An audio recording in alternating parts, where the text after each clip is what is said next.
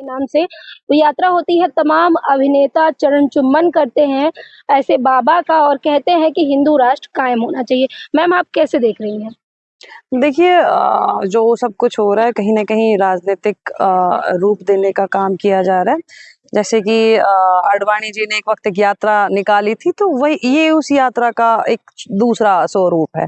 मैं इस नज़रिए से इस यात्रा को देखती हूँ, क्योंकि जिस देश की खूबसूरती, विविधताओं में एकता, अलग-अलग धर्म, जाति, संस्कृति, भाषाओं जो इस देश को महान बनाते हैं, उस चीज़ को तोड़ने की, कटोचने की बात आती है, तो कहीं न कहीं राजनीति हो रही है। लोगों को बाँट करके किस तरीके से राजनीतिक रोटियाँ सेकी जाएँ, किस तरीके से उनका लाभ लिया जाए, उसके लिए ये सब प्रोपेगेंडा चलाया जा रहा है। लेकिन मैम, तमाम ऐसी महिलाएँ हैं जो बॉलीवुड से निकल के जा रही हैं और बाबा जी की तारीफ़ कर रही हैं बागेश्वर धाम की और कह रही हैं कि मैं तो 30 सालों से लगी हुई थी। मेरे सीरियल में जब तुलसी, पार्वती जैसे नाम आते थे, लोगों को बुरा लगता था। देखिए, कहीं न कहीं आप एकता कपूर जी की बात कर रही हैं। पिछले काफ़ी टाइम से उनको काफ़ी लोगों से गाली मिली है। इस तरीके के अश्लील उनका कंटेंट जो रहा है, उनका जो नाम रहा है उनके कंटेंट्स का, उनकी वेब सीरीज़ का, उनके सीरियल्स का, तो कहीं न कहीं उनको लोगों का जो लोग उनको नकार रहे हैं, वो चीज़ झेलनी पड़ रही है। उस चीज़ के लिए वापस जैसे नेता करते हैं ना कि हिंदू, मुस्लिम धर्म का सहारा लेते हैं, वही चीज़ आजकल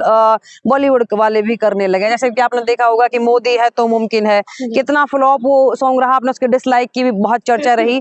तो चंद लोग हैं जो अपने आप को सुर्खी में बनाए रखने के लिए या पहले जैसा अपना स्टारडम पाने के लिए इन सब चीज़ों को अंजाम देते हैं। तो राजनीति में इसका क्या असर होगा? आने वाले समय में यूपी इलेक्शन भी है।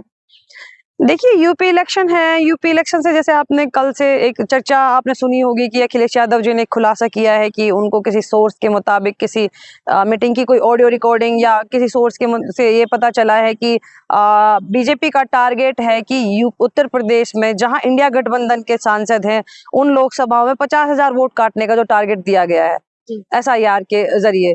तो ये कहीं न कहीं यूपी इलेक्शन की और लोकसभा इलेक्शन में किस तरीके से इन्होंने डकैती डालनी है, जैसे इन्होंने बिहार में डाली है, उसकी एक शुरुआत है, उसकी बिसात बिछाई जा रही है। लेकिन इलेक्शन कमीशन तो कह रहा है एसआईआर जरूरी है। जो घुसपैठिए हैं, जो बाहरी लोग हैं, उनकी पहचान होनी चाहिए। अब ये देखिए ना कि हाँ, मैं इसमें एक चीज़ और जोड़ूँ कि एसआईआर जो है उसको आप एनआरसी का एक कदम समझ सकते हैं। अभी आप ये लोगों के वोट काट रहे हैं, उनका सबसे बड़ा संवैधानिक हथियार उनका सबसे बड़ा संवैधानिक अधिकार उनसे छीन रहे हैं। आज ये अधिकार छीन रहे हैं, कल उनको फिर देश से बाहर भी निकाल देंगे एनआरसी के थ्रू। तो कहीं न कहीं एक नापाक साजिश इस देश को कमज़ोर करने की हो रही है, जिससे अपनी राजनीतिक लाभ उठाया जाए, राजनीतिक रोटियाँ सेकी जाएँ। और अभी आप देखेंगे कि आसाम में इलेक्शन है और पश्चिम बंगाल में इलेक्शन है, तो वहां जाकर भी ये लोग एसआईआर के थ्रू बहुत ज्यादा वोट काटेंगे। ज्यादातर वोट वहीं से कटेंगी जहां इंडिया गठबंधन के लोगों के वोट होंगे, माइनॉरिटी के वोट होंगे, तो वहां इनका टारगेट रहेगा वोट काटने का। एक तरफ वोट काटने की बात हो रही है, दूसरी तरफ बाबा है वो हिंदू पद यात्रा निकाल रहे हैं और साफ-साफ मैसेज दे रहे हैं कि हिंदू राष्ट्र बनेगा भारत।